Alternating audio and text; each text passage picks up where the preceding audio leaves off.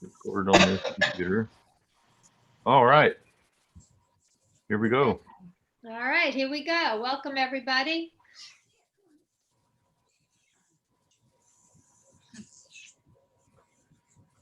Are we muted, Paul? Have come together as a family. We have come here as we are. Yes. And we have come with arms wide open. We have gathered here in love. Spirit is in this place. Let's sing it together. Spirit is in this place. Spirit is in this place. Spirit is in this place. Raise a roof with shouts of praise. Spirit's in this place. We sing in celebration. We sing with words of prayer. We sing with words of prayer. We affirm our life as sacred. We declare that peace is here. Yeah, Spirit is in this place. Ooh, Spirit is in this place. Spirit is in this place. Raise the roof with shouts of praise. Spirit's in this place. Ooh. Yeah, yeah, yeah, yeah. Ooh.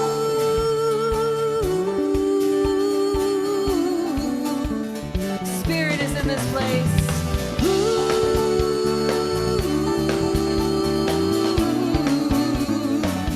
Let's sing it. The Spirit is in this place. Spirit is in this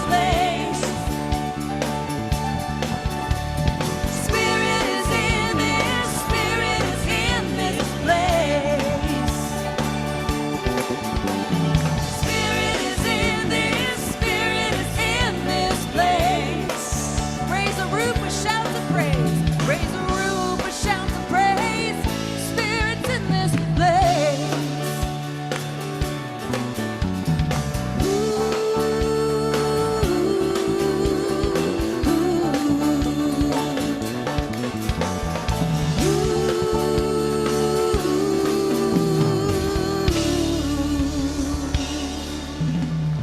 Good morning. Bless you.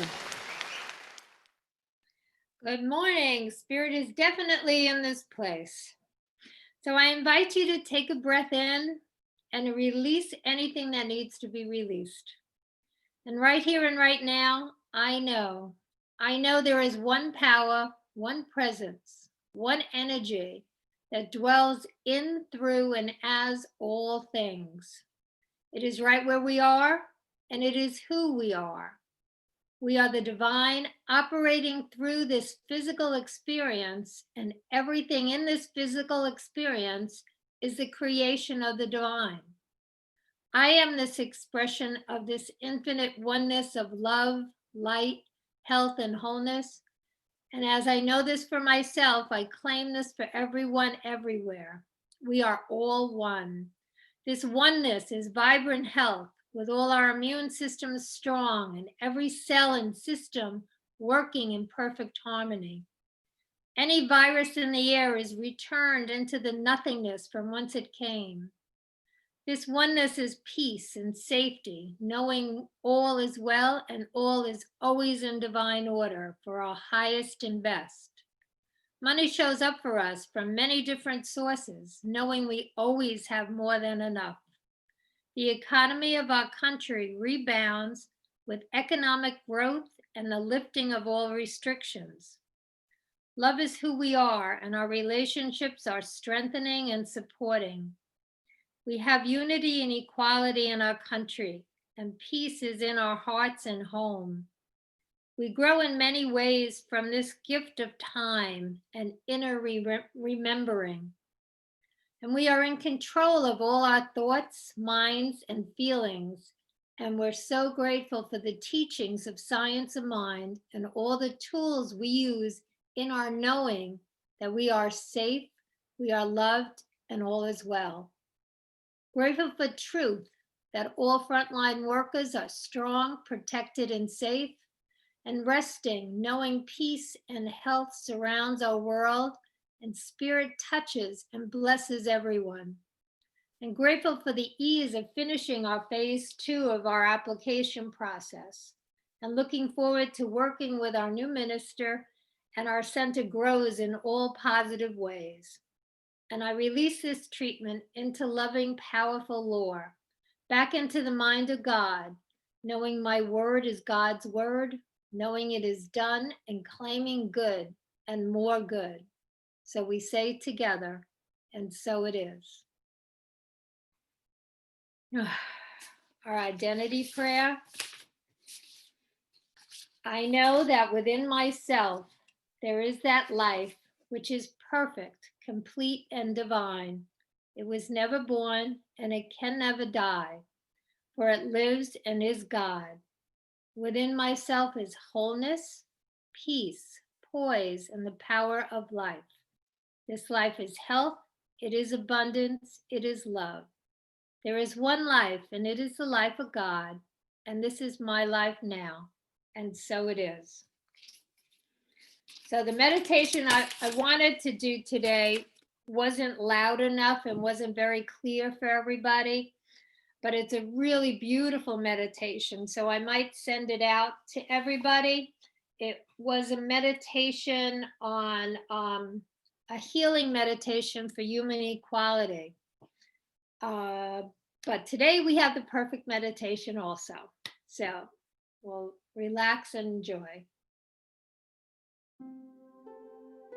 Meditation for world peace, beginning with you. Place your body in a comfortable position and close your eyes.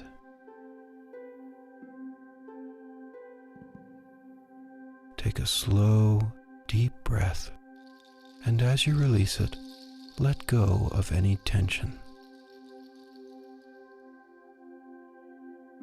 This is a time to relax, so allow your breathing to become peaceful as you continue to slow down, settle in, and go deeper.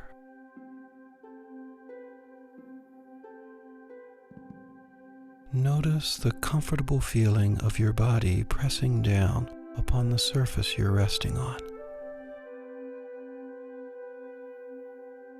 Earth's gravity is gently holding you in place. Your body belongs to both you and to Earth, a common bond made possible by love. Love is continually flowing from God's heart into your heart and throughout all of creation.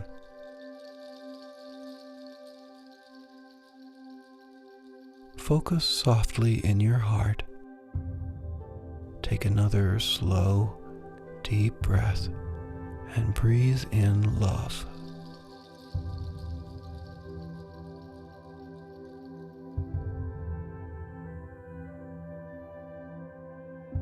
Feel it spreading throughout your body.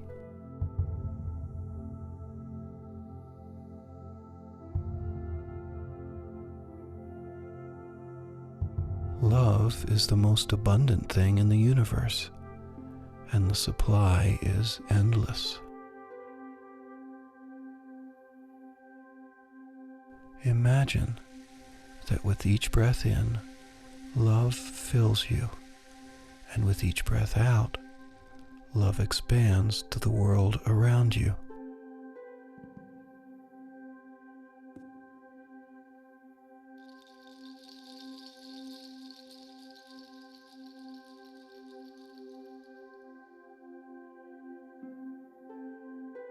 Imagine love surrounding the earth, and imagine it embracing the lands and blessing the waters.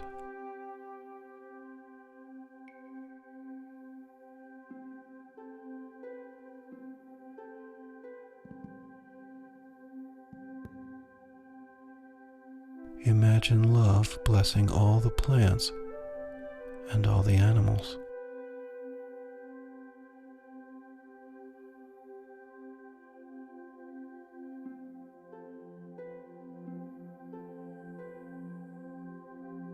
And imagine love touching the heart of every human being here.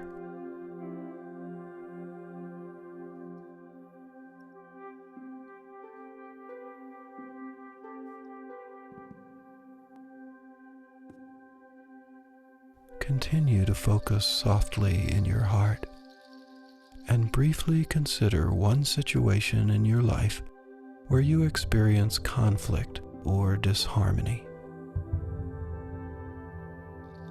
Just touch on it for a moment and then refocus in your heart.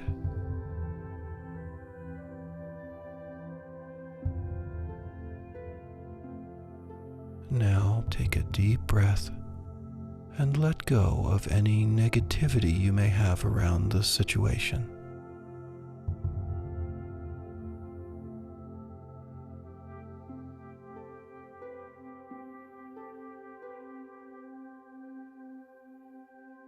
Now breathe in love.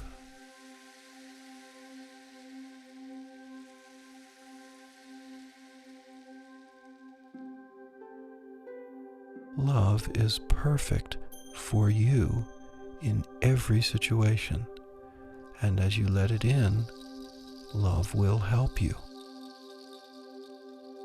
Simply ask that everything be resolved in the highest way possible.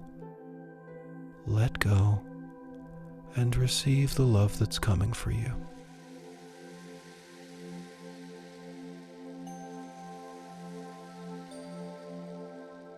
If you find yourself thinking, just let go and drop back into your heart.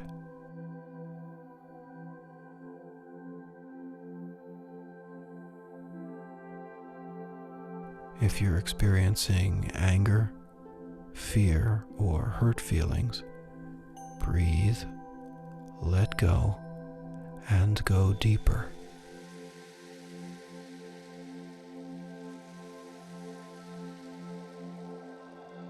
As you continue to breathe in love, healing takes place. All you have to do is let go, and love takes care of the rest. Take some time to practice this now as you focus softly in your heart, receive love, and let go of all else.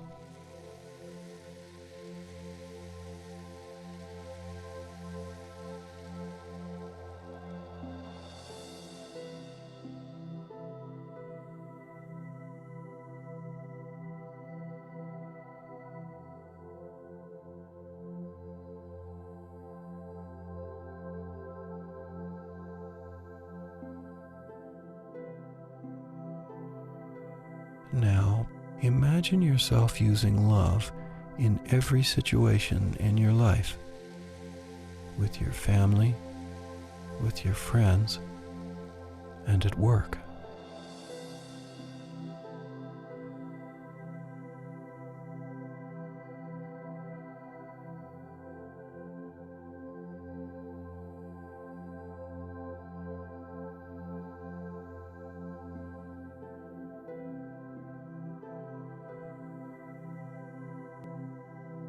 Imagine what you'd be like if you were to continue in this way a week, a month, a year from now.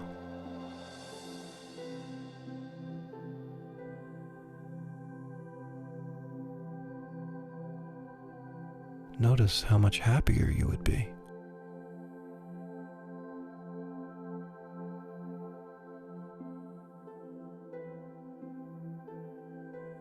Now imagine love flowing out from your heart and touching the heart of those closest to you.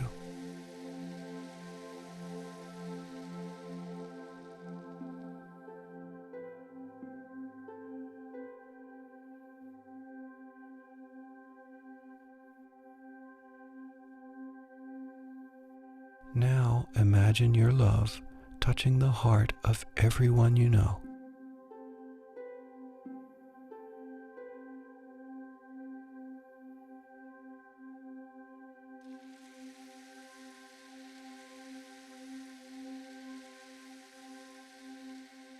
Imagine love connecting everyone you know to everyone they know until every person on earth is touched and filled with love.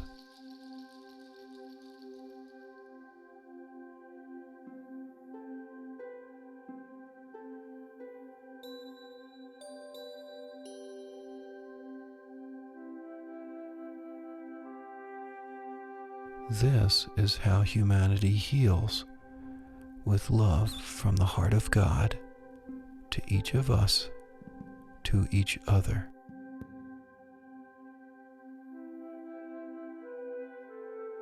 Love will have its way with all of us. It's just a question of how soon. We need everyone to help bring love to earth. So from now on, let love into your heart at every opportunity.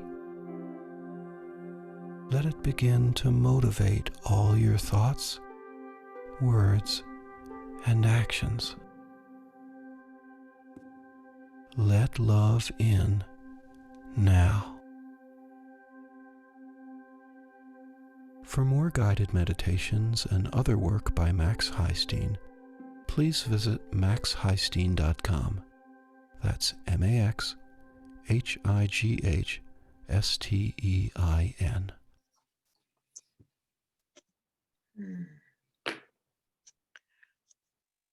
I am as God created me. I am a light in this world. I am as God created me. I am. I am as God created me.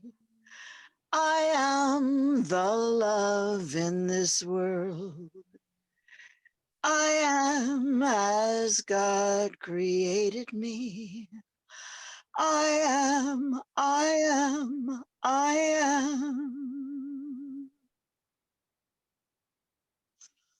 Thank you, Jane.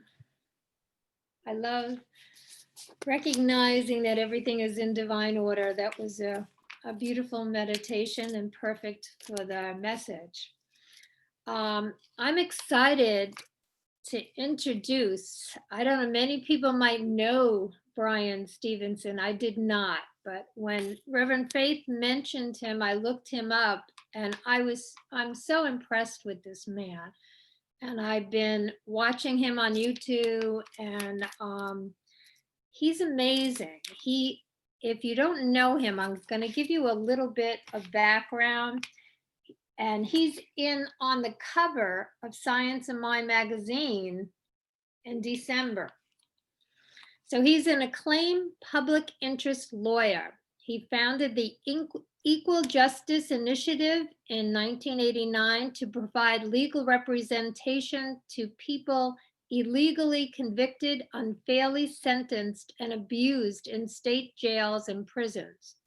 The organization is committed to ending mass incarceration and excessive punishment in the United States while challenging racial and economic injustice and protecting the basic human rights of our most vulnerable people.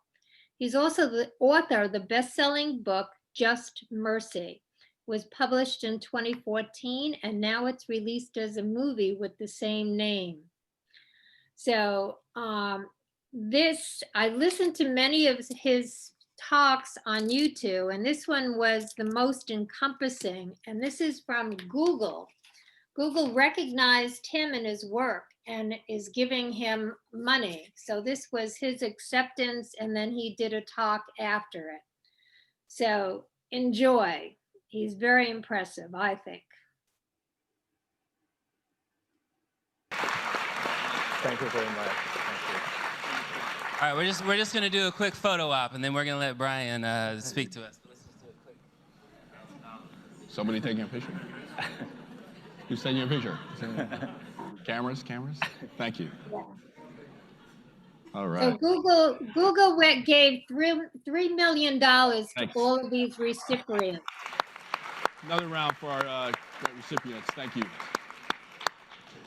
So Bryan needs no introduction, so I'm not going to give him one, but or much of one. But the work that he is doing on dealing with the massive problems of mass incarceration, disparities in our justice system is amazing, and we couldn't be more honored to support his work. So with that, I give you Bryan Stevenson. Thank you.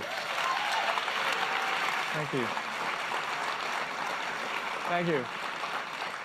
Well, I'm extremely honored, privileged to be in this space, and I'm just thrilled to be a part of the Google community now as a partner in this important racial justice work. Google has changed the world. You've created a way of thinking about information and accessing information that has an impact on the world that can't be turned around. I wanted to spend a few minutes today to urge you to change the world when it comes to justice and equity as well. And you can do that through the incredible technology that you have done, that you've created, that you've managed. But there's some other things that we can do as well. I think that we're really living at a time, particularly in this country, where there are some tremendous, profound problems. In 1972, there were 300,000 people in jails and prisons. Today, there are 2.3 million. The United States now has the highest rate of incarceration in the world. We have 6 million people on probation or parole. There are 70 million Americans with criminal arrests, which means that when they try to get a job or get a loan, they're disfavored.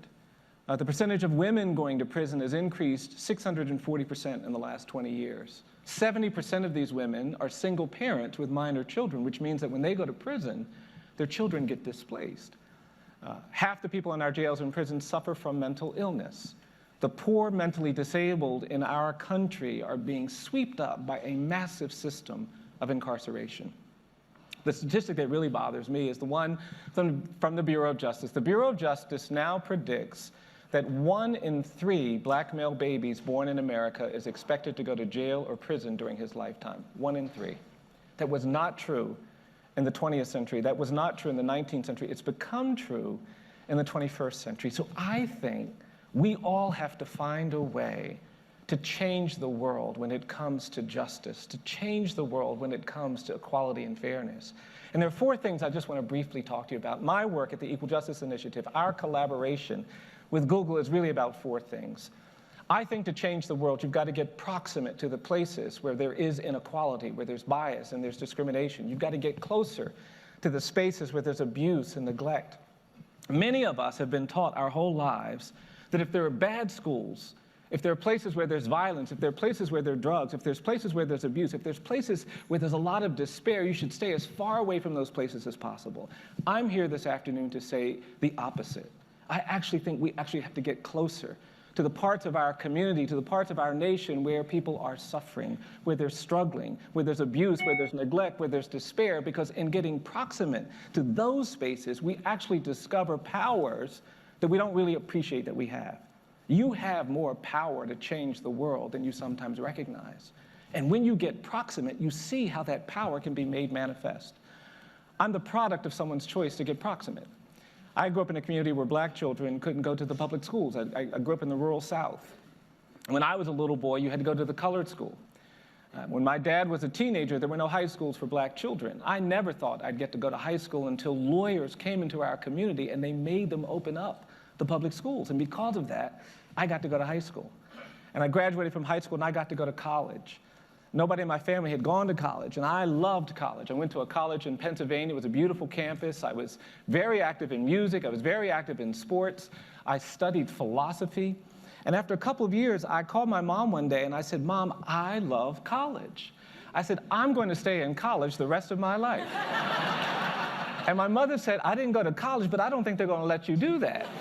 I said, "No, Mom, they will, they will." And when I was a senior, one day I was out on the Hill, I was thinking what I thought were great deep thoughts, and somebody came up to me and said, "You're a philosophy major, and you're a senior. What are you going to do after you graduate?" And I heard this as a very hostile question because I realized nobody was going to pay me to philosophize when I graduated.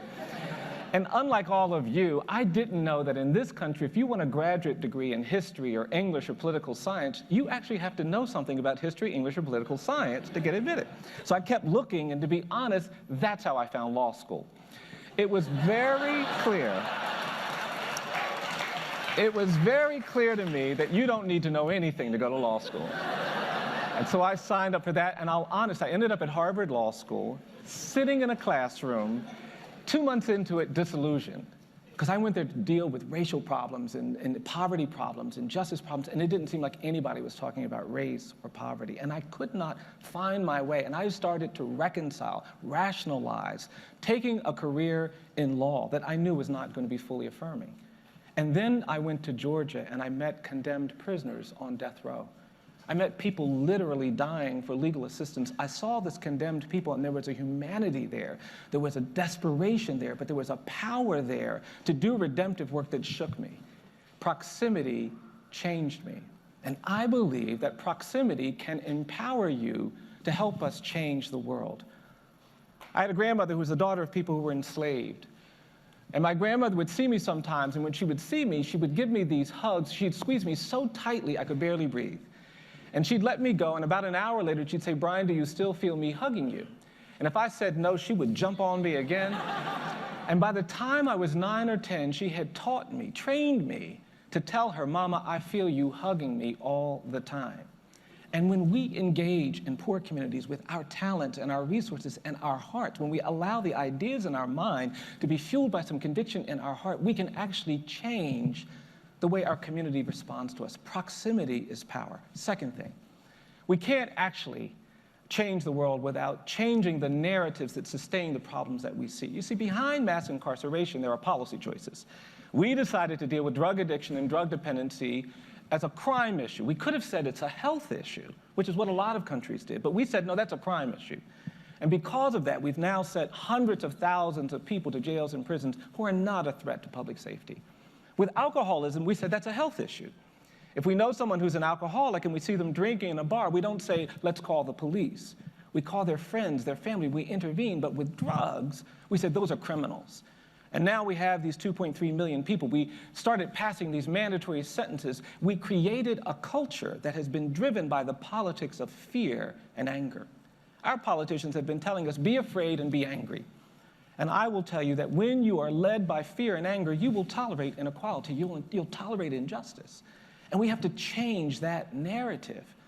I represent children. We are in a country where we actually condemn children to die in prison. My clients got younger and younger. I represented a 14-year-old boy who lived in a household where his mother was repeatedly the target of a lot of domestic violence. This boy's mother had a boyfriend, and sometimes this man would start drinking and he'd get violent. One day, he'd been drinking, he walked into the kitchen, he walked up to this boy's mother, and he just punched her in the face. She fell down on the floor, she was bleeding and unconscious. Her child ran in there to try to help her recover, and he couldn't get her to wake up. He couldn't stop the bleeding. The man went into a bedroom and fell asleep, and after 10 minutes, this child thought his mom was dead. She wasn't dead, but he thought she was dead. And so this little boy got up and he walked into the bedroom. He walked over to a dresser drawer, he opened the drawer, he pulled out the handgun that he knew this man kept. And then he walked over to where the man was sleeping and he pointed the gun at the man's head. The man was snoring, and after a few minutes, this child pulled the trigger and shot the man in the head. The man died instantly. This boy was very small for his age. He was about 5 feet tall. He weighed less than 100 pounds. He'd never been in trouble before. He had no prior juvenile adjudications. He was the kind of kid that might have been tried as a juvenile, but for the fact that the man that he shot and killed, well, that man, his mother's boyfriend, was a deputy sheriff. And because he was a deputy sheriff, the prosecutor insisted that this child be tried as an adult. And the judge certified him to stand trial as an adult, and they immediately placed him in the adult jail. He'd been there 3 days before his grandmother got me involved. I went to the jail to see this little boy. He came and he sat down. He wouldn't say a word. He just sat there. I started asking him questions, but he wouldn't say anything. I put my pen down. I said, look, I can't help you if you don't talk to me. You got to talk to me. He wouldn't say a word. He just kept staring. I got up. I walked around the table. I pulled my chair close to him. I said, come on, you got to talk to me. I can't help you if you don't talk to me. He wouldn't say a word. He just kept staring. I couldn't figure out what to do, so at some point I just leaned on him. I don't even know why. But when I leaned on him, he leaned back. And when he leaned back, I put my arm around him and I said, come on, you got to talk to me. And that's when this little boy started to cry. And through his tears, he began talking to me not about what happened with the man, not about what happened with his mother. He started talking to me about what had happened at the jail. He told me on the first night several men had hurt him.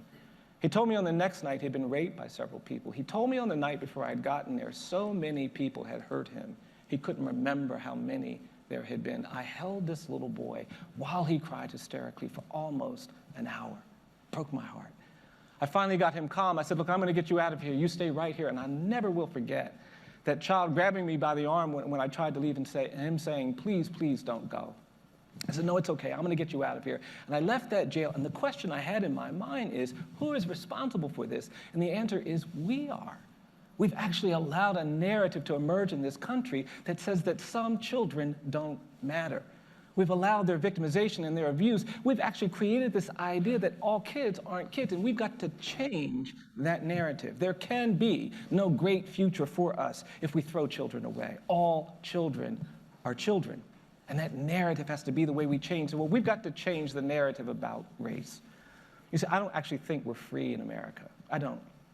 And it doesn't matter how successful we are with technology, we are not free. We are haunted by the genocide that took place on these shores when white settlers came and the indigenous people, the native people, were slaughtered. We are a post-genocidal society, but we haven't done the things that post-genocidal societies are supposed to do. And that made us indifferent to racial bigotry and bias, and then we had this horrific era of slavery. And I don't believe that the great evil of American slavery was involuntary servitude. We are haunted by the legacy of slavery. The great evil of American slavery wasn't involuntary servitude and forced labor. The great evil of American slavery was the narrative of racial difference that we created to legitimate it. There was an ideology of white supremacy that we made up to make ourselves feel comfortable with slavery.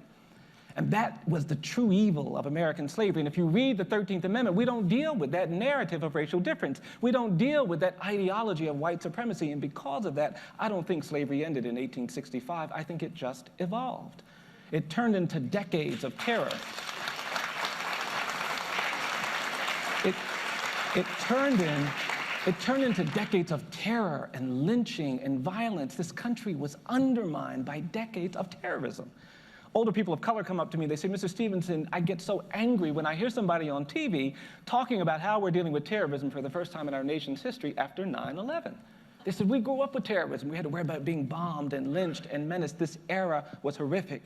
We brutalized people in plain sight. They didn't have to wear masks when they burned people at the stake. When they hanged people from trees, they stood there unmasked because it was terrorism. There was impunity. The demographic geography of this nation was shaped during terror. The African Americans in Oakland and Los Angeles and Seattle and Chicago and Cleveland and Detroit did not go to those communities as immigrants looking for new economic opportunities. They came to these communities as refugees and exiles from terror.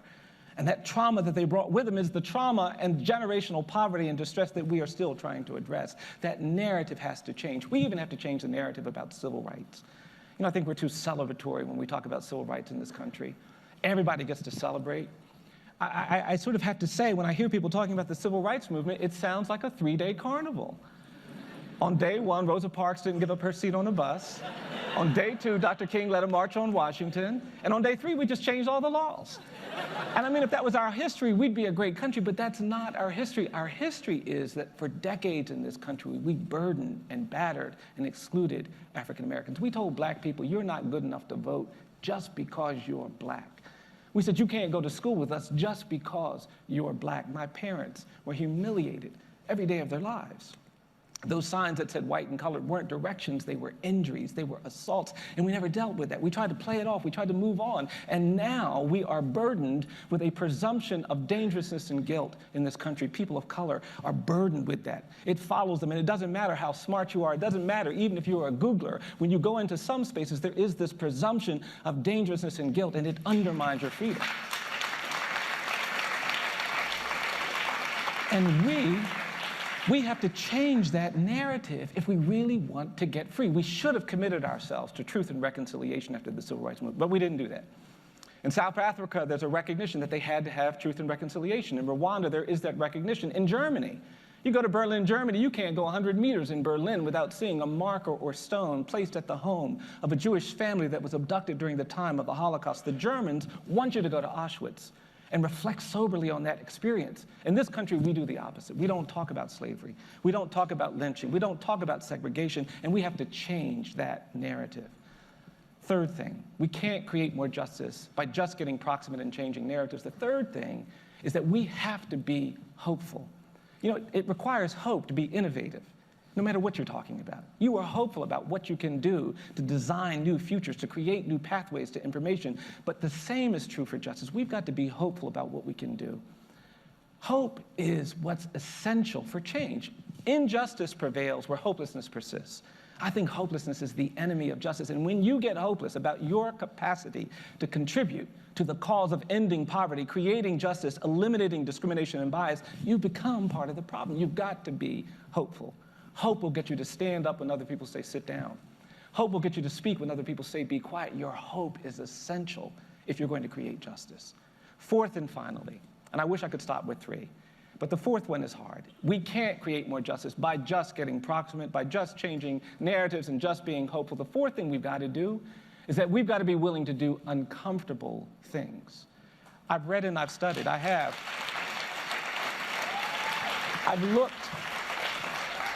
looked for examples where injustice was ended, where oppression was overcome, where change came that was desperately needed when people only did what's comfortable and convenient, and I can't find it.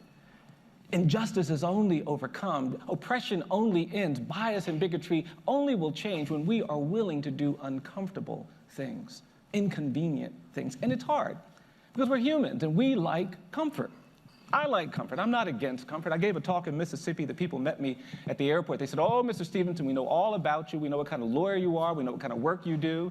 And we have to tell you that we're actually having our conference at the luxurious DoubleTree Hotel. And we decided that you wouldn't want to stay at the luxurious DoubleTree Hotel.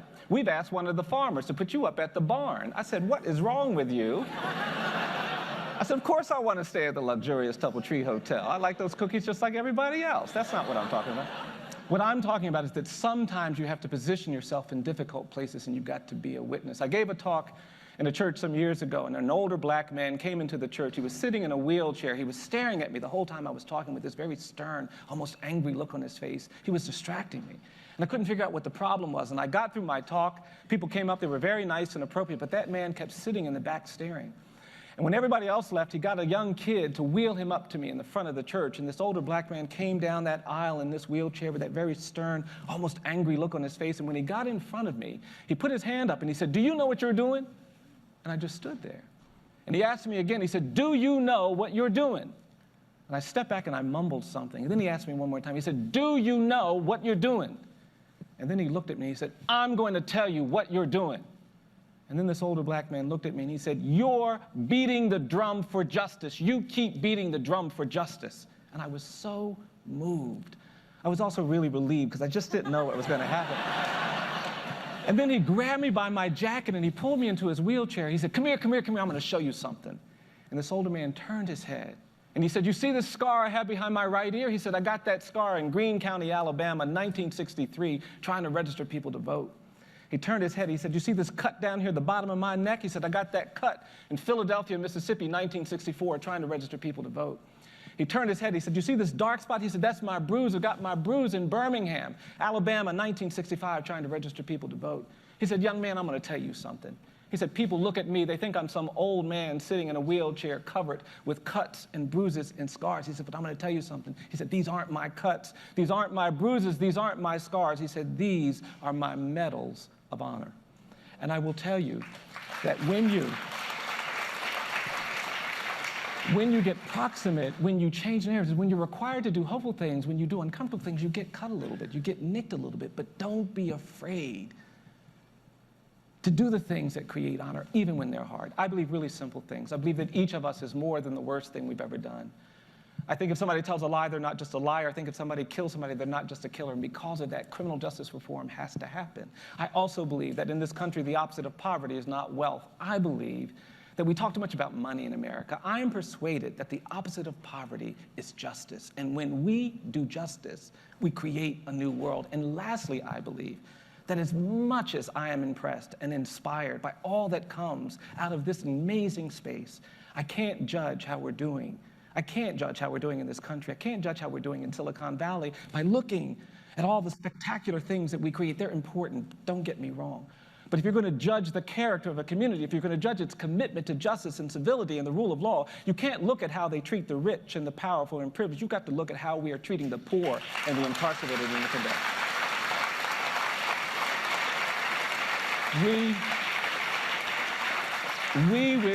with Google's support, are going to create a new narrative. We're going to create some amazing things. We're going to do some things that are digital. We're going to change the landscape. We want to change the iconography. I am so proud and excited that you are enabling Equal Justice Initiative to do that. But more than that, I'm excited that in this room, there is the capacity, the power, the talent to change the world. And I think if we just get proximate, if we change these narratives, if we stay hopeful and we do some uncomfortable things, we will do it. Thank you so incredibly much for all of your support. Thank you. Thank you so much. Oh, you're welcome. Thank you. Thank you very much.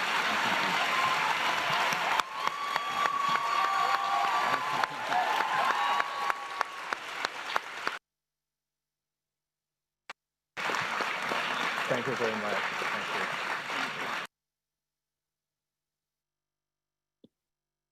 Powerful.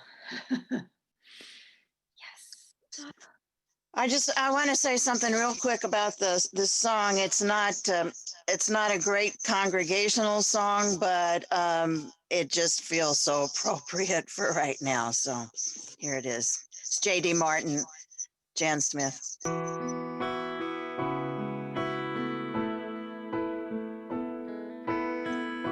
Yeah, yeah, yeah, yeah.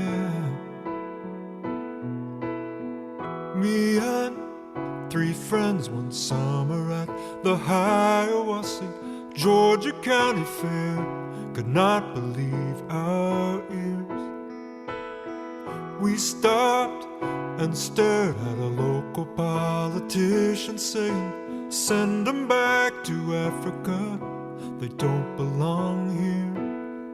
What happened next seemed kinda like a joke at first, while the rest of us just turned to walk away. Billy smeared his face and hands with Georgia clay and started singing, I shall not be moved,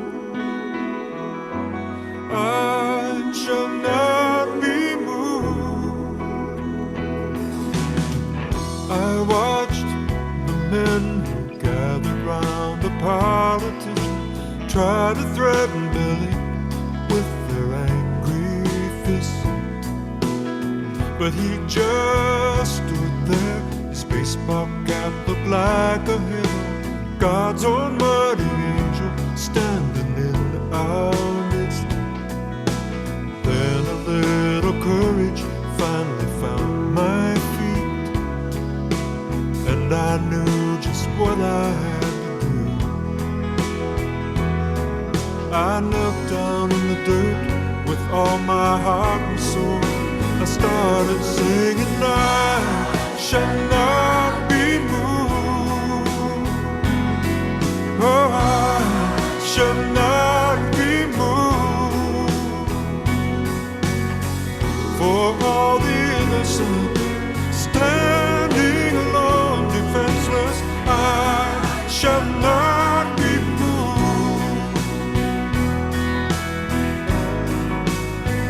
Yes, I am part of everything in this rainbow.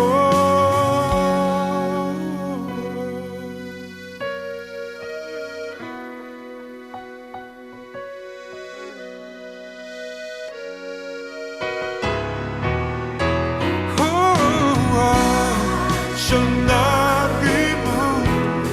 I shall not be moved. I shall not be moved. For all the innocent standing alone, defenseless, I shall not be moved. Oh,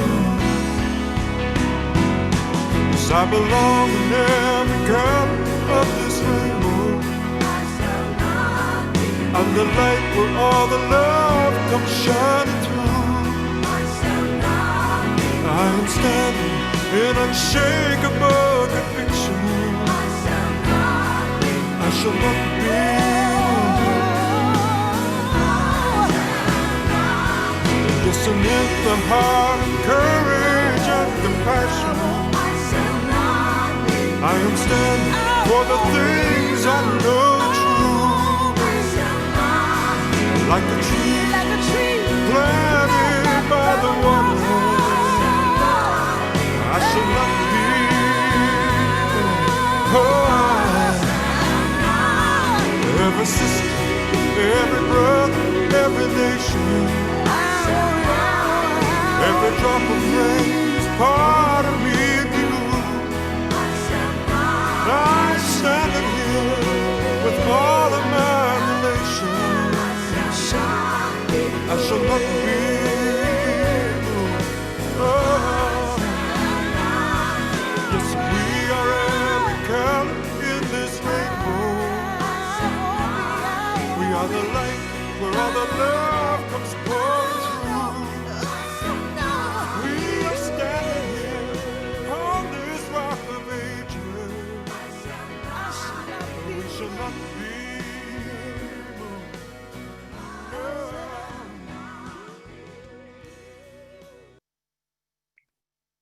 Thank you, Jane. That was perfect, as always. Yeah, he's a pretty powerful speaker, and I've listened to a lot of his talks, and I really feel bad that I didn't know any of this.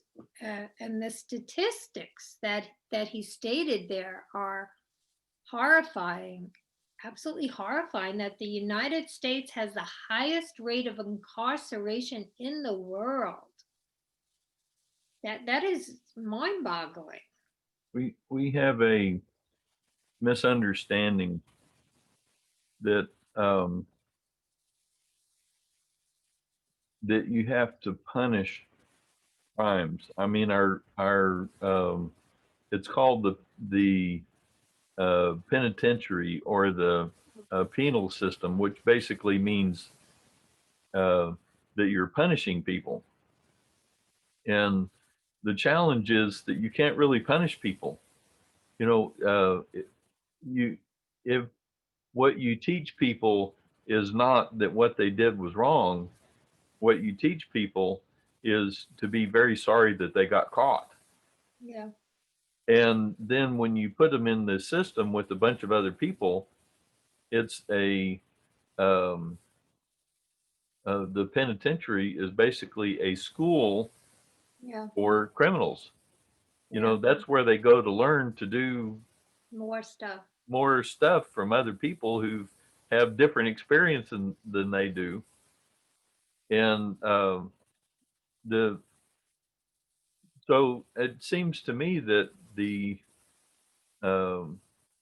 we have to come to a place of seeing the penal system not as a penal system, but as a reclamation system, where the intent is not to punish people, but to see, can we can we give them the skills? Can we give them the love? Can we give them the social skills to be able to thrive in society instead of becoming a burden on society? And I think when we get to the point where we see the justice system is being justice for the person that's being criminalized, as well as for society. And a lot of that has to do with forgiveness. Yeah. And I think they're trying to do that now, Paul. I mean, they're trying to educate people. People can get a degree now in prison, you know? Yeah. Yeah. And, I mean, they are doing some things to, I mean, I'm sure there's a lot more that can be done. I know that. yeah, they're doing some things to educate and to give them opportunities to learn and things like that. But a problem that you stated, which is huge, is half the people in jail have mental illnesses. Half the people in jail. Yeah. And the other thing that is amazing that I think is the major problem is that we consider drugs crime and not a health issue. Yeah. And that would get rid of half the people in there if you got rid of the drug problem, you know? At the same time as we instituted these laws, these much stricter laws, and started incarcerating people and did the 3 strikes, you're out. At the same time we did that, we did 2 other things. One was we kicked everybody out of the mental institutions onto the street. Yeah. Yep. So that they didn't have the only other option for handling them if they were hard to handle was calling the police. And look what happens with that. Yeah. If they don't get put in jail, they get killed right on the spot because the police do not really know how to handle that. Yeah. And the other thing we did at the same time was to farm out our prisons. Private. Enterprise. Yeah. And what is the point of private enterprise but to maximize your profits, for God's sake, is the most awful thing that one could do. Yeah. Prisons, because they're most successful when they put more people in there. Sounds like the foster care system too. They get like $10,000 a child right off the bat when they bring one in. That's not true in every state. I'll never say that was in Texas. I know. Well, I was a foster parent in Texas. That's not. You didn't get the money, no. That's not necessarily the way it happens, but there's some counties that are very, I mean, they're between a rock and a hard place as far as funding to take care of children that go into foster care. I know it's true some places, but not everywhere. How many did you take care of, Nita? Over several years, I took care of 12 different children, and 3 of them were long-term placements. Wow. Good for you. Yes. Thank you for that. Yes, yes.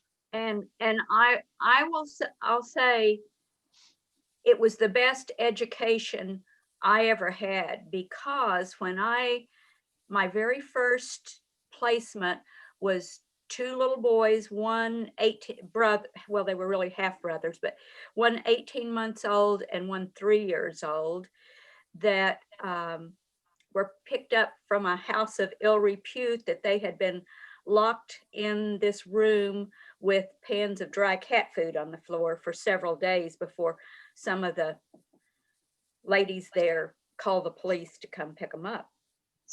And those were my first placements. So they did not get to visit their mother for about 3 months. And during all this time, I was just righteously indignant with this woman. I thought, I don't even know if I want to ever let them visit her, because, she must be an awful person and all this. Well, when we finally did arrange a visit, I realized that the mother needed foster parents. I mean, she was as sad a case as the children were, and had been her whole entire life. So there is just so much, I don't know what I want to say. She was a product of an alcoholic family. She became an alcoholic and drug addict in her teen years. There's just so much problem that it's just not, well, these kids need to go into foster care. The whole family structure needs help. And it went back generations. And it's heartbreaking. The sins of the father are visited on the sons to the third and fourth generation.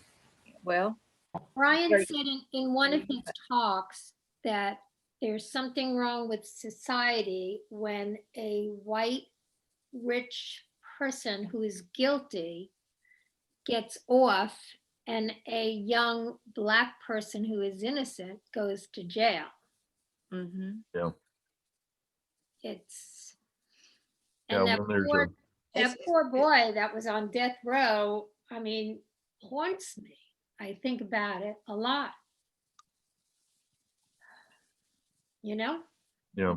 Yes. You know, we have a there's another organization which is very similar to the one that he runs, which is called the Innocence Project. Mhm. And we have a chapter of that right here in Charlottesville, based at UVA. So Really? yeah. And that's what they do is to adjudicate for people that they think have, you know, good stories for being innocent in prison. Another thing that I found out about him is he worked with Obama in the White House, and they were working on getting programs on how to stop all this violence and hatred and stuff. And he was saying that they worked for years doing research and everything on how to get people together. And one of the ones he suggested, which really was amazing, is they go to places where they had lynchings and they put plaques there, and he would ask the authority, the police that was in that area, just to come and be there when they put this plaque up. And he said that he couldn't get anyone to do that. And he said that would make such a compromise, such a healing in the community. And it doesn't cost anything just to acknowledge that this went on and our country allowed it, you know, and to have the authority there saying, I'm sorry, you know, I'm sorry this happened. This is not going to happen anymore. But he said that is such an easy fix. And he still couldn't do it. But they had all these programs in place with Obama, and then Trump came in and they're all gone. So. You know, I mentioned last week that I had seen him. He came here, I guess Film Festival brought him. No, the Festival of the Book, because he'd just written his book. Yeah. And John Grisham had the conversation with him. John Grisham, the reason he was chosen to have the dialogue with him on the stage is because John Grisham is very active in this movement with the Innocence Project, and he does a lot. And so he's right here in our community with you know, a lot of resources and power to help things out. So if anybody's interested in seeing what John Grisham's up to, you could go to his page too. I check him out, but I love the fact that if we can change the way we treat drugs into a health issue, that's huge. Yeah. It makes so much sense, you know? Yeah. Yeah. I mean, Well, it makes so much sense. It's like the first person that I've heard that, you know, if we can follow some of the things he said, I mean, we could heal this country. Yeah. Yeah. When you criminalize it, then that creates a situation where there becomes a great deal of profit to it. And whenever you create a situation where there's a great deal of profit, then you're going to have a certain element that will flock to that. Even though it's immoral, there's a profit in it, and therefore there will be people that will flock to it. So if you make it where it's not criminal, Right. then it's no longer, there's no longer the financial incentive, and it doesn't become there's low risk, and therefore there's low profit from it. Well, marijuana, they're doing that. I mean, Yeah, I think that's a good first step. Yeah. Because it's been, now I'm not an advocate of marijuana. I think it has its own problems, but I certainly don't think it's it's not to the level of being a criminal thing. If it's to the level of being a criminal thing, then alcohol should be a criminal thing too. And cigarettes. And cigarettes. Yeah. So,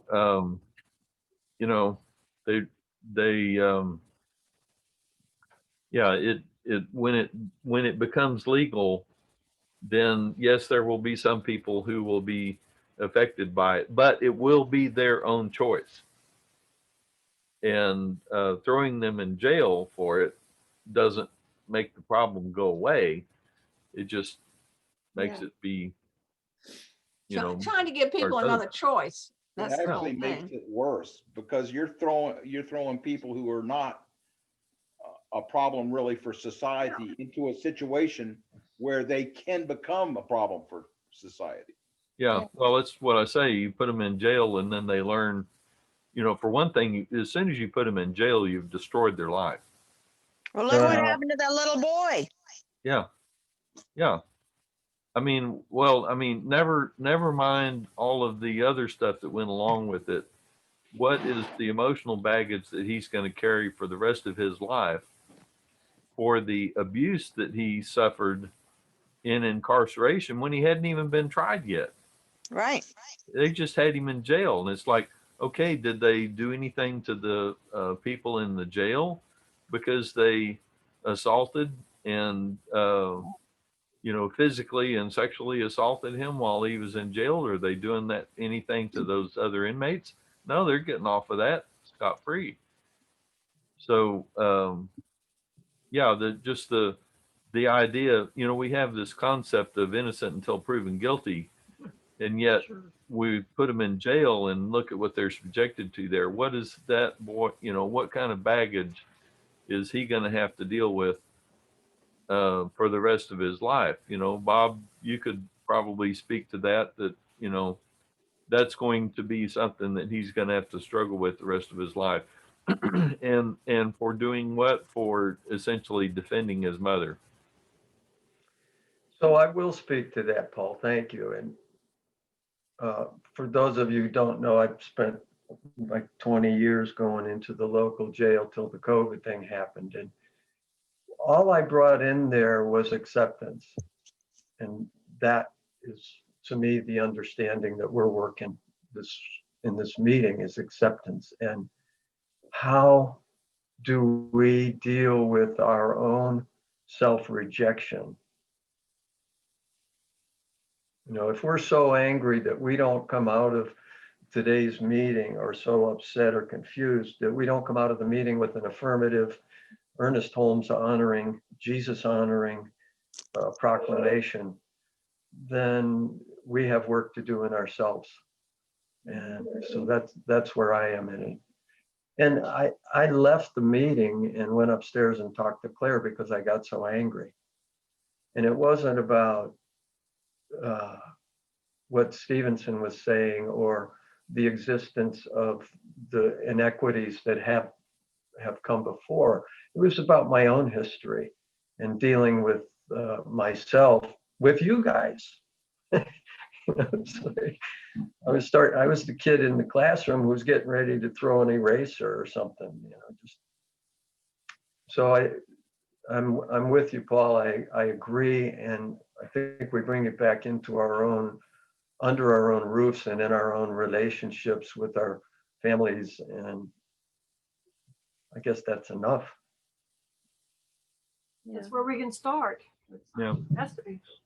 Yep. Well, Probably be good to listen to that meditation you played every day Yeah. for us today. I agree with the speaker's assertion that proximity is the solution. You know, when Ann and I discovered Unity back in Temple, Texas, and we started going to the Unity Church there. Well, that particular church is at least 50% gay people. And that's not something that I had been around much. And it kind of forced me to confront my own attitudes and prejudices about that. And, you know, now we live in the traditionally black neighborhood in Gordonsville. And I think I had less prejudice and so forth in that regard, but still just the being in proximity and kind of seeing, you know, some of what's going on in this community, you know, being that we're totally rebuilding this house that we're in, and I see some of the other houses in the neighborhood that are being neglected. And, you know, I know the reason they're being neglected is because two reasons. One of them is they don't have a tradition of maintaining what they have. And two, they often don't have the money to maintain what they have. So it's like, you know, I want to see all these houses in the neighborhood be fixed up too, not just the one that we're living in. I can't afford to do that, but you know, it'd be. I hope that what we're doing on our house helps to encourage our neighbors to maintain what they have, because I know that can affect your own self-image. You know, if you live in a dump, then you tend to see yourself as a dump. So Paul, I'm encouraging you to affirm that us reclaiming our house helps the neighbors, rather than hoping it will, just to give yourself that assurance, give yourself a pat on the back. Oh, well, I know it does. Good. And I know that it does. We've already had a profound effect on the neighborhood. And I think, you know, Nita lives right up the street from us. She's having a profound effect on the neighborhood, because, you know, here we are, two white families that have moved into a traditionally black neighborhood. And I think Nita will agree with me, our neighbors have welcomed us with open arms. And, you know, they're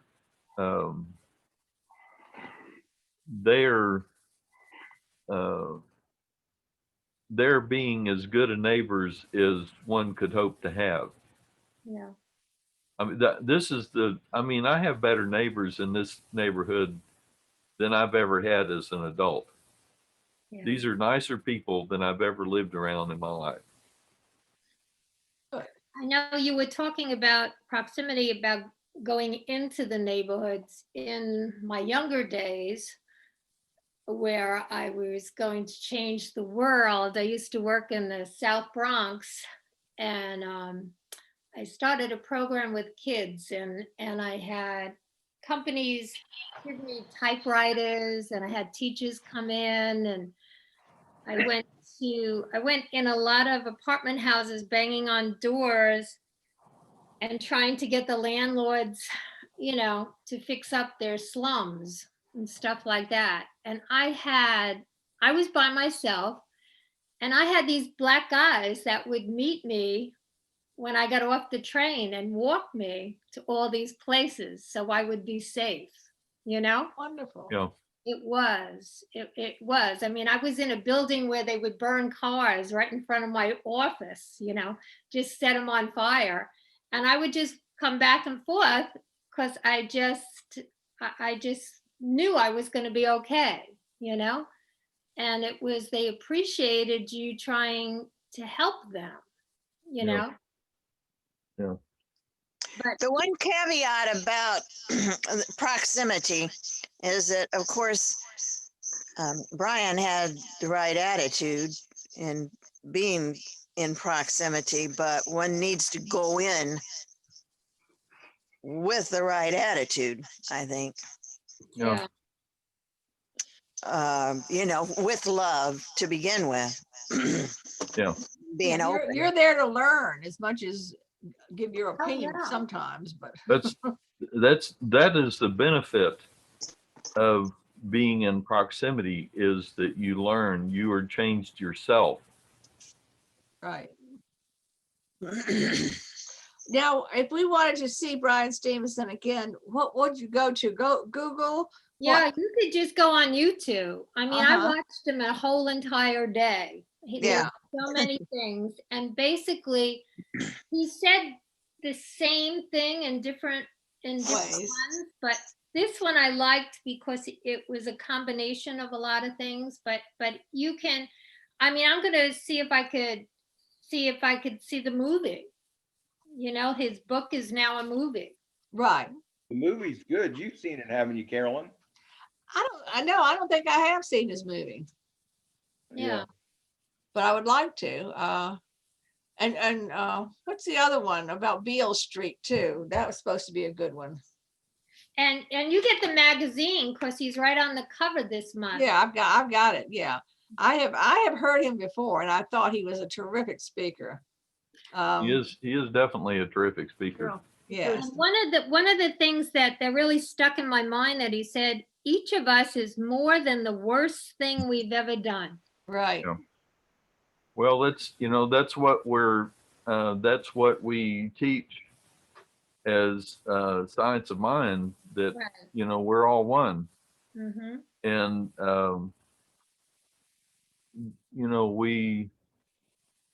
my philosophy is that you don't really make mistakes. You just do things that produce results that you didn't like or want. There is no such thing as a mistake. There's no such, it's always learning. You're always learning about yourself. Yeah. You're always creating. Right. Exactly. And so, sometimes you create something beautiful and sometimes you create something that's a big mess. Right. But, Exactly. sometimes the results are what you wanted. Sometimes the results are better than what you wanted. Right. And sometimes they're not as much as you wanted, but it's all part of the creative process. And it's all a learning process.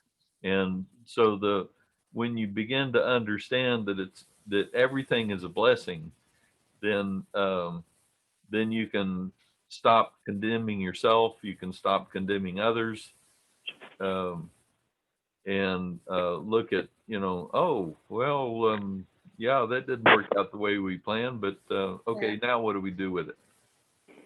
But the drug problem in the country is so overwhelming that it affects, it touches everybody. Everybody. And it does. It just breaks families to pieces. Yeah, it puts so many questions in your mind. How can you help? What can you do? Like Bob, he went into the prisons to help the men in there to accept themselves, to love themselves, until COVID came in. Yeah. He's there to help them. This too shall pass. The COVID will not last forever. No, but the drug problem, there's no rehab. There's no rehab people can go to that they can afford, Right. Right. And you can't even get into any rehab, even if you're paying for it. It's just such a lack of they don't have enough people. No, there has to be something with these drugs to get people out of this prisons and stuff, because it's all, look at this, 640% of women are going to go to prison. 640%, that means everybody's going to go. It's an increase. No, it was an increase. The number of women in prison has increased 640 over 20 years. Okay. Sorry. Over 20 years. And Yeah, so well, and- many of them were single mothers. Yes, Yeah. that is the travesty, because when the mother goes into jail, Yeah. the child goes Child is into left. foster care. And it may be that the child can be placed with other family, but they still are essentially under foster care, even when they're placed with the other family members. Yeah. And that I have long been of the opinion that, granted that there are situations where the home life could be dangerous to the child, but it you end up doing just the taking the child out of the home and putting them in some other situation is very harmful to the child. And What would you say to that, Nita? Well, can I say something? We were talking a lot about Texas and its foster care system. And I'm not used to saying anything because I'm used to being muted. I don't know if I'm being muted right now or not. No, you're No, not. and it's good to see you, Betty. But I have family in Texas. I have a grandson and he's married. He has 5 children. 3 of them he adopted. He adopted these children through foster care. They are a family of 3 children, brothers and sisters. And I know it was hard taking these children in because they don't think anybody wants them anyway because they've probably been to several other places. But anyway, he increased his family by 3 more children. I don't know what the story is, but he had them in foster care, and then he was actually able to adopt these 3 children. And I haven't been back to Texas in a while, so I haven't met them. But I know her parents, and I met her parents. They were wonderful people. The mother is a child pastor, and she also went into prisons and as a pastor from time to time. They actually sold another house that they had and built a house very close to where my grandchildren live. Like they're like it's like walking distance, and helps her with all these 5 children. And I think I just wanted to tell a better story about Texas and its foster care system, and one that did. Well, they wouldn't have let him adopt those children unless the home life had been really And bad. you wondered, yes, how they were, because these weren't babies, but they weren't teenagers either. They were right in the ages of the 2 children they already had, their biological children. Their daughter is still the oldest, and the youngest is one of the little boys they had. So they were able to keep the family together there, the 3 of them. that's important. Yeah. Nita, go So ahead. I don't know what the story is.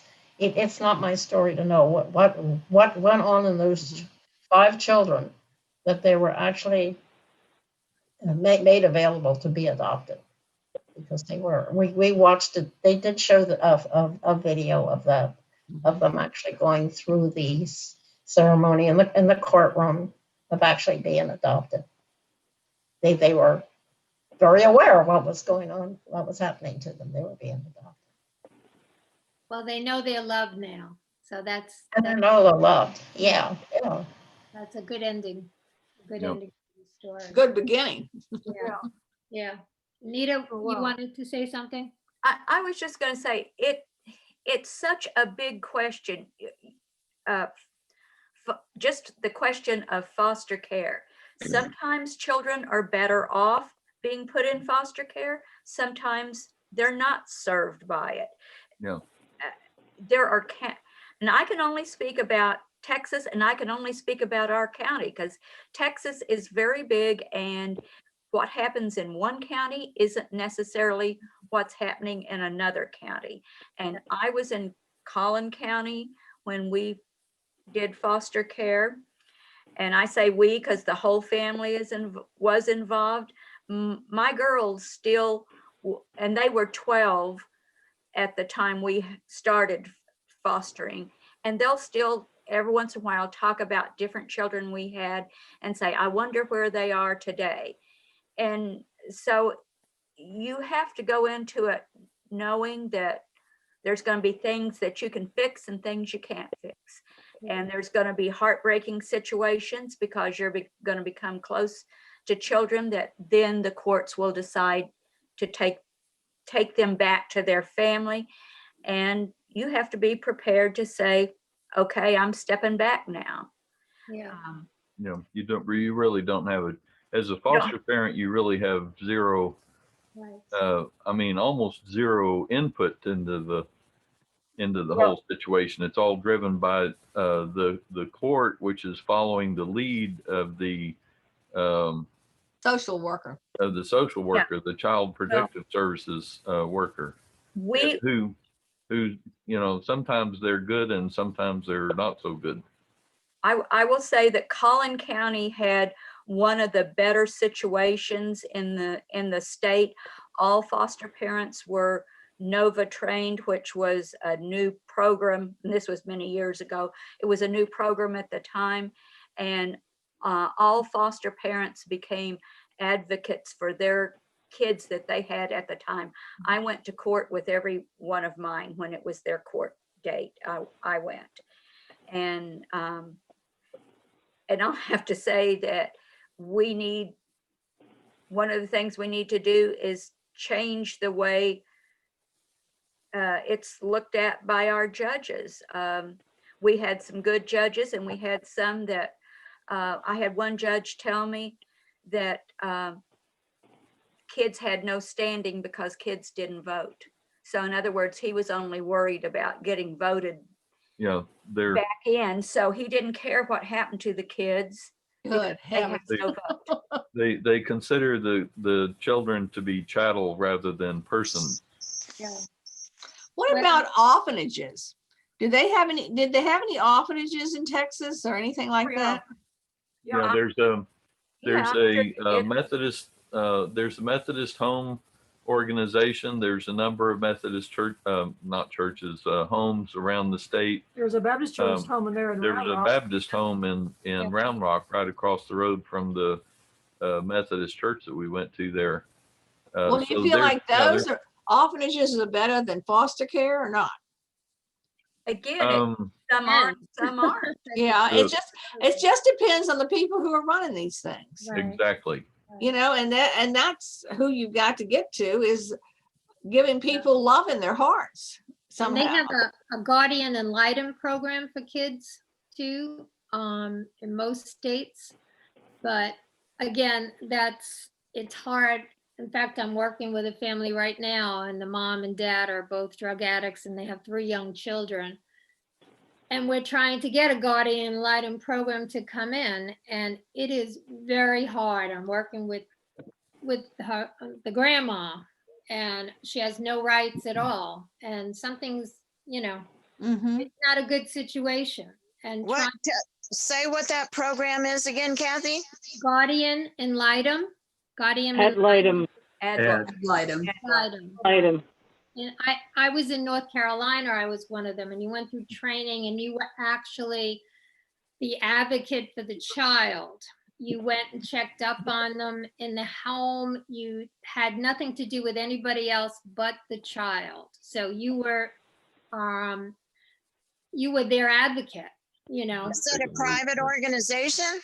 No. It was in North Carolina. It was the state.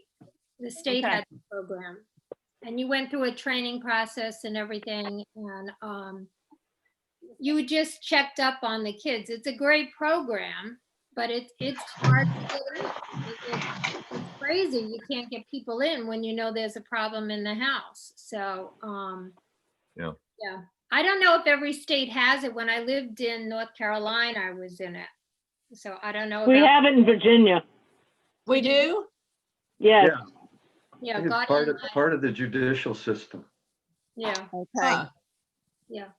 Put that name down, send out a little thing, just what it is. Claudian. Okay, and we have to move on because we're doing our voting today. So I just wanted to say one thing, and his talk points out, and a lot of what you've been saying points out, there's a lot of things that Biden wants to do, but nothing, absolutely nothing is going to get done unless we get those 2 seats in Georgia. It is crucial, because otherwise it's going to be just like with Obama, and McConnell, who seems to be able to be king now, will get nothing in there that he doesn't want. And he's already got hundreds of bills on his desk for the last 4 years, and nothing is going to happen, and it'll be the same thing all over again. Yeah. Well, we need a cooperative and collaborative legislature. Yeah. Yeah, right. They're all speaking up, aren't they? So where do we get one of those? As Bryan said, we have to be hopeful, and instead of hopeful, we have to be knowing that it's going to work. Yes, yes. We're going to have a better. We are going to win, Lynn. They've got enough people down there. They've been writing letters. Indivisible has, I know. Yeah. I know, but they've taken so many people off the rolls. Somewhere in the 200,000 Black people have been removed from the rolls. In fact, somebody was saying the other night, Martin Luther King's grandmother or great aunt or something was in the poll. She's 92 years old. She's voted in the same place for 50 years, and they kicked her out and said she wasn't registered. And the man was a witness to it. That's Georgia. That's Georgia. Well, they have Stacey Abrams now. Yes. Yeah. God. Didn't help his aunt. This was this last election. I'm saying this election in 2020 is when she was kicked out at 92 years old after voting in the same place and living in the same house. They said she'd moved, only she's been in the same house for 50 years. And that's happening all over this country. It's not happening here, though. Yeah. It's not happening in this group. No, but it's happening in Virginia. It's happening in every state. We're in Virginia, and we're not letting it happen here. Yeah. Oh, okay. Okay, well, thank you, everybody, for your input on this. I'm hoping you. I want to make one more comment about Bryan Stevenson, and thank you for choosing this today. Real quickly, one of the ways that I think he's so effective is, and it's he talks about spiritual principles. I'm not sure he mentioned the word, I'm not sure he said love, but he talked about hope. He talked about courage. And he embodied those ideas also in the love and so forth, and forgiveness. And he's just such a beautiful ambassador for the message he's bringing. So Right, he walks the walk. Yeah. And that's what He makes was him good. powerful. That's what makes him powerful. People see what he's saying is what he's living. What he's doing. Yeah, yeah. Okay, so with that, if anybody wants to do more, just Google him because he's all over the place, and you can support him, whatever. Okay, so now we are voting on our bylaws. I hope everyone had a chance to read them. And Before we get into that, yeah, just to let everybody know, I think it's been out in the email. We've gotten our approval for phase 1. That's complete. We're on to phase 2. There's a fair amount of paperwork yet to be turned in. We're expecting and intending to have that turned in by December 21st, which Reverend Julie told us if we get it in by the 21st, then that will get us in for the next, that's in time for the next affiliation review committee meeting, which would, I expect, mean that we would be affiliated within a month of December 21st, which would be a good thing. So next thing is the bylaws. Hopefully everybody got a chance to read them. And the only comment that we had was from Carolyn last week, which is regarding the leadership council meetings and the basically the bylaws say that everything is open except for things that have to do with personnel issues. And that's pretty typical of organizations that, you know, it's with personnel issues, it's an individual that you're dealing with and not, it's an individual privacy concern. And that's why that's not open, but everything else is open. We were very deliberate about that. Was there any other discussion about the bylaws?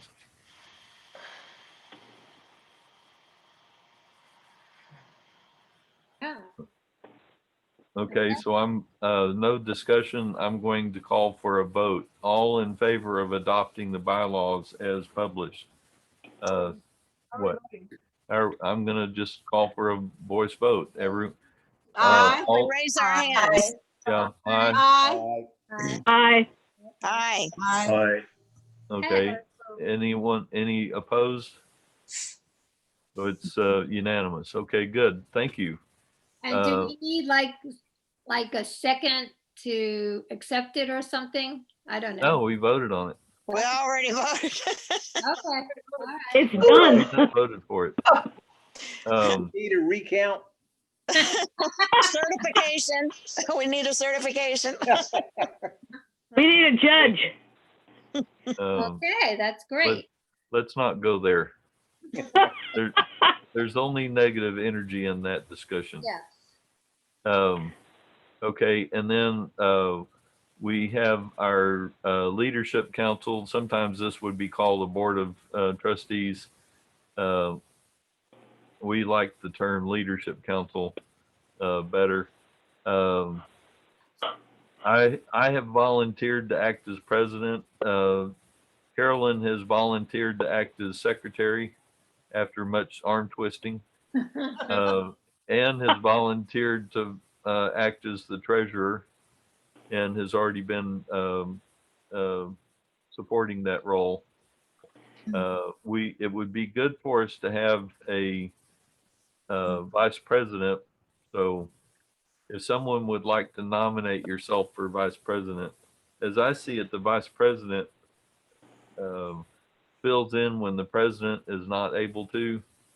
And, you know, potentially if the secretary was not able to, they might fill in that role as well.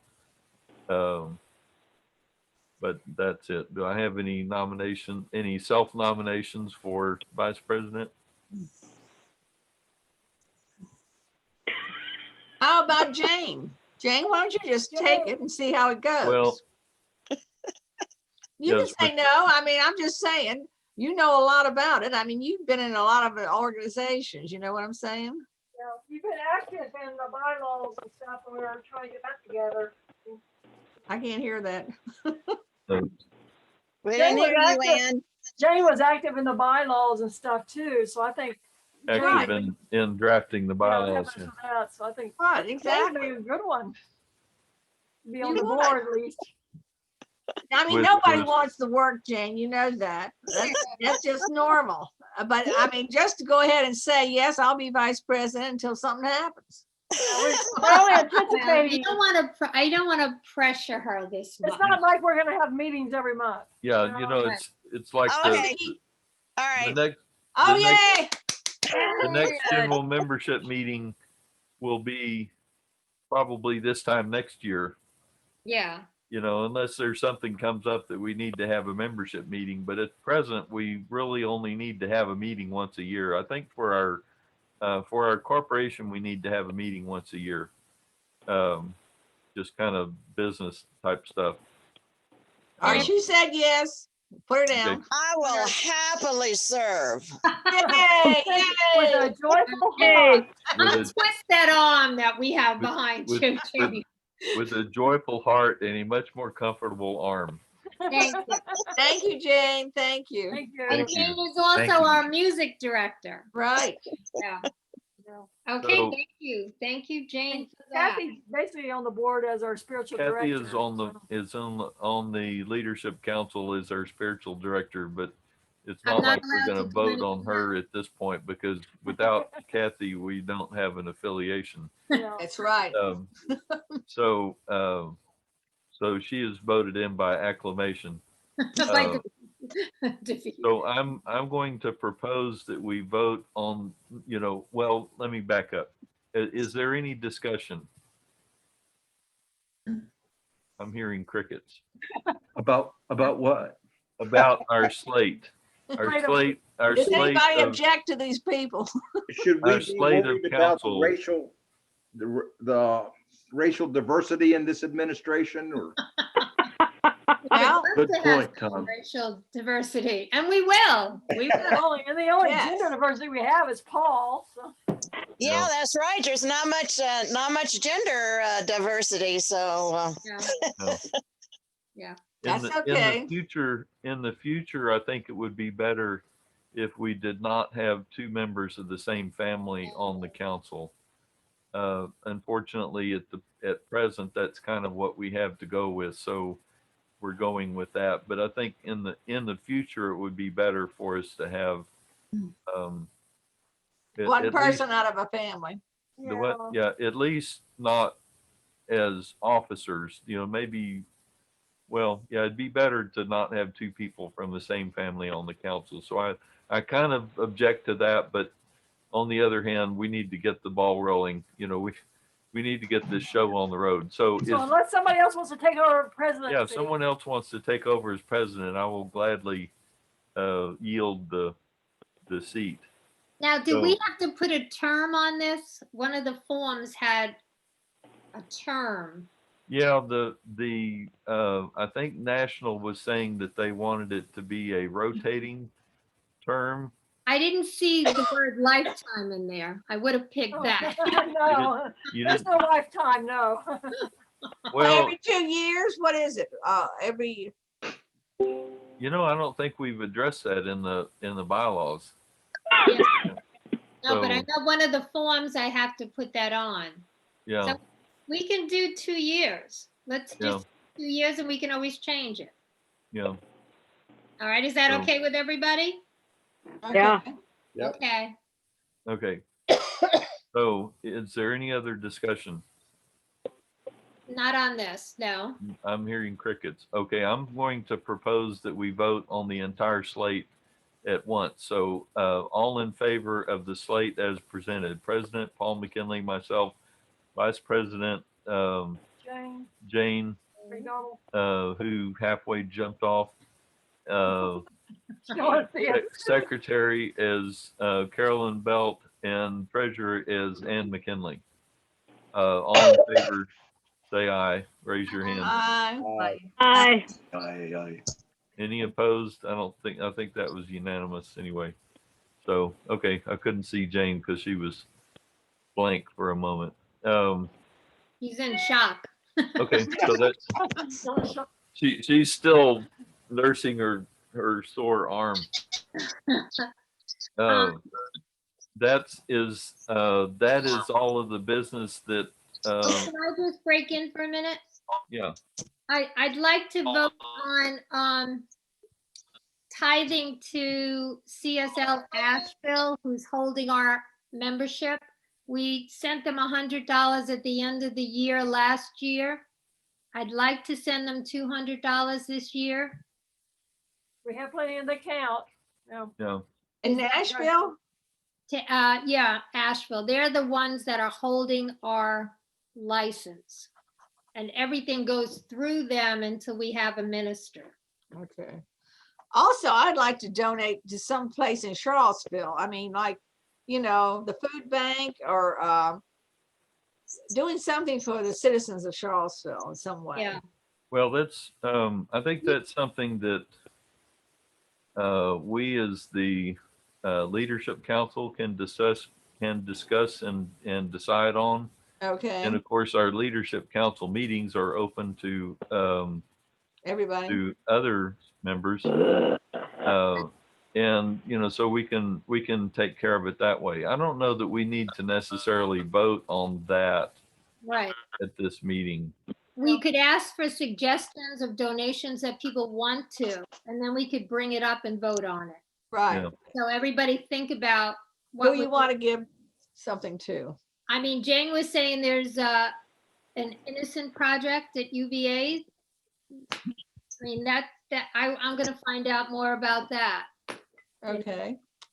So everybody think about where you would like to donate, because we should be tithing, and that's why I wanted to give some money to CSL Asheville too.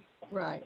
So, okay, and my other news is I'm trying to get Reverend Robin to speak in December, one of the months. She's working on it. So I will let you know about that.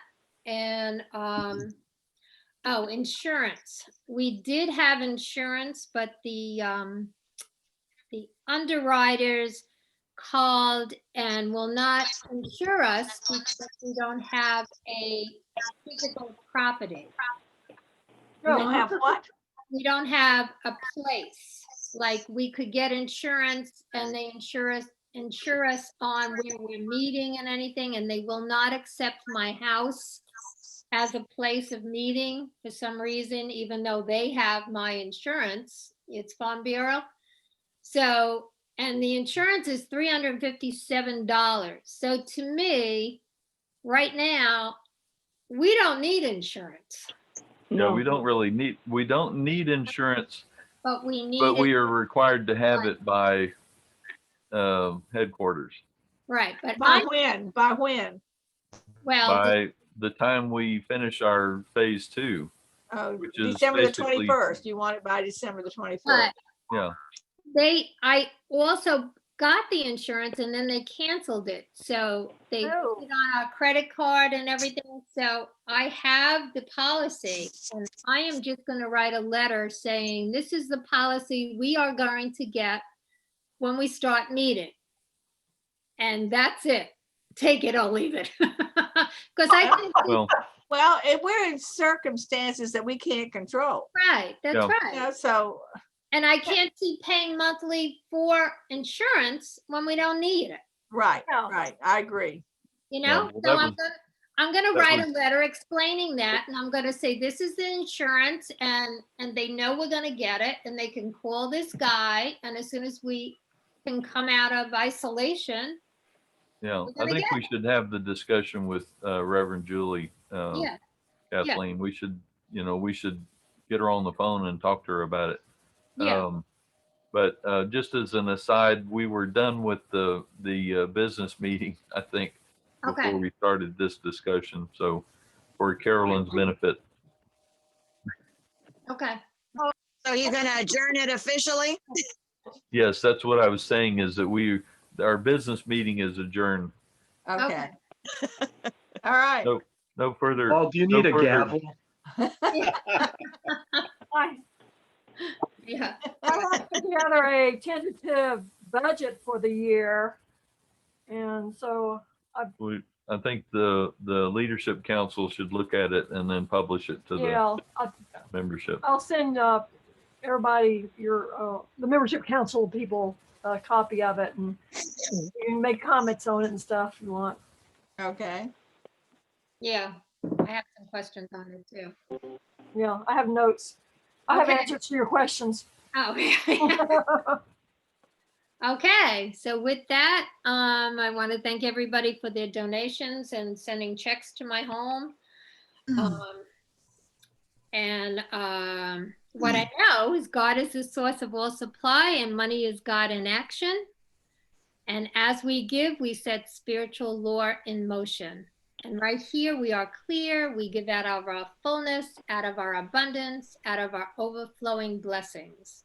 And we give to our Center for Spiritual Living in Charlottesville, knowing we touch the minds and hearts of all that come, and all our group expands in number and consciousness, and our lives just keep getting better and better. And we live from the state of gratitude. So thank you all. And so it is. So it is. So it is. So it Thank is. you, Kate. Thank you, Kathy. It was great. Thanks, Kathy. Oh, and we We have do have a song. We'll do our closing song. closing song. Yeah, we have, I just learned about this guy. I was not familiar with him, but I like this song. I thought it was good to end today on a note of love, universal love. And he's got a great song, a song that would work really great for an opening song. So I'm going to introduce that to everybody. Good. Great, thank you. Next week. And before we do that, So, I just want to make sure here everybody we knows go. if anybody needs any special prayers or would like treatment, just please let me know. Thank you. Oh, Kim. I forgot. My friend whose father we prayed for last Sunday, he had not spoken in 2.5 weeks because his tongue was swollen, and they've moved him to a hospice. And within the first 24 hours at the hospice, he was talking. Wonderful. Wonderful. And what about Susan? Was Susan, Painkillers or something. you had asked us to pray for a Susan? I didn't. No. Okay, well, Susan's very healthy because is it Susan's father? Maybe I got it wrong. I don't know. That was Annette's father in Illinois. Okay. That's what I asked for. All right. Well, somebody asked for a Susan, so we know Susan as well. Okay.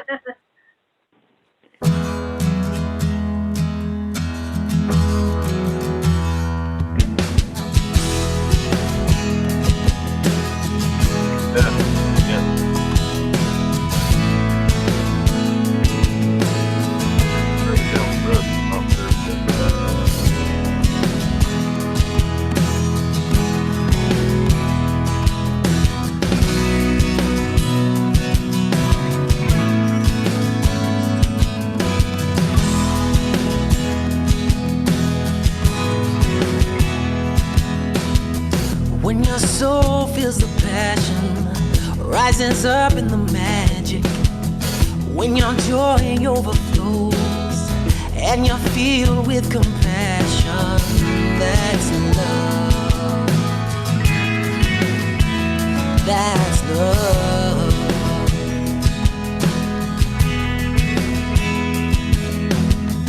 What you see and what you learn, that's not the ultimate concern. It's what you choose to think and be.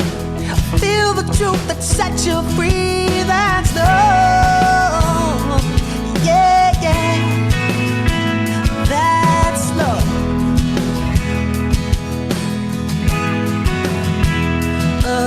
Allow it to flow. Go ahead and get out the way. Let your night turn into day. Allow love to take control. It's about what moves your soul, yeah. What moves your soul. Alright. That's love. Oh yeah. That's love.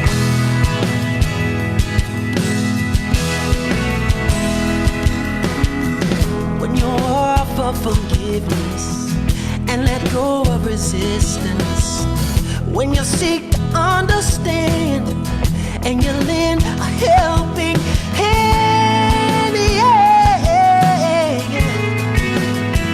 That's love. Alright. Allow it to flow. Go ahead and get out the way. Let your night turn into day. Allow love to take control. It's about what moves your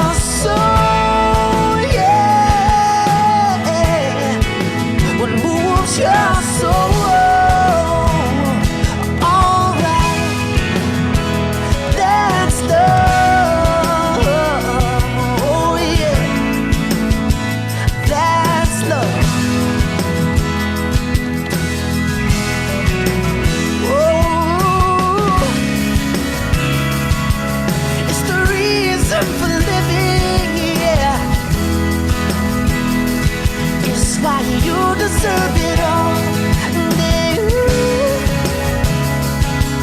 It's receiving and it's giving. Listen now, can you hear the call that's in love?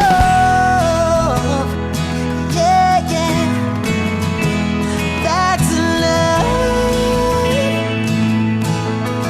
Hey, yeah, that's love. Allow it to flow.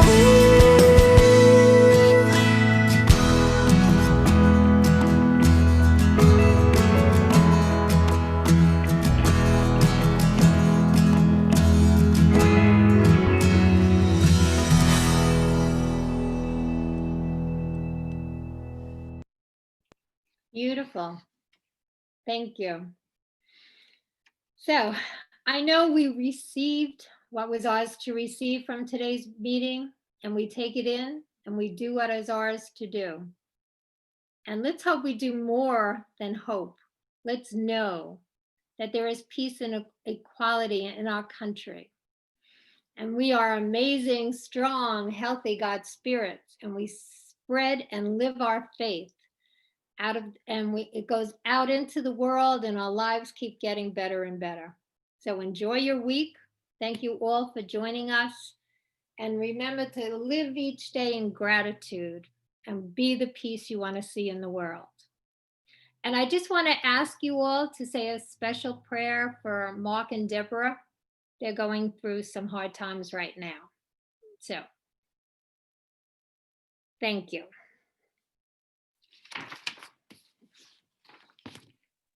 Great. Anybody want to see my Christmas tree?